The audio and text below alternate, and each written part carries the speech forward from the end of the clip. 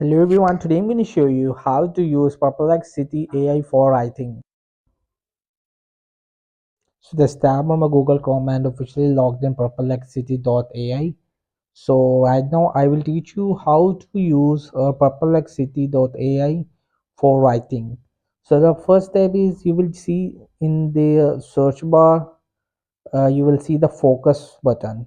When you just tap on it, so here are some options like web, academic, math, writing, video, social. So you will just tab on this writing option, which is generate text or chat without searching the web.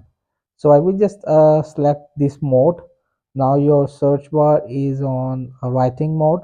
So from here you will just I will just paste it from, or I will just write a short story for kids.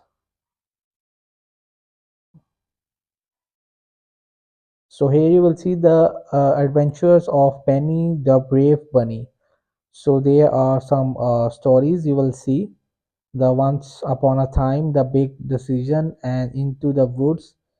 So the reason is how to use perplexity.ai is only you will just change the mode of writing and just tab on which you want to ask it. Hope this video helped you. Please don't forget to like and subscribe and get notified for more videos.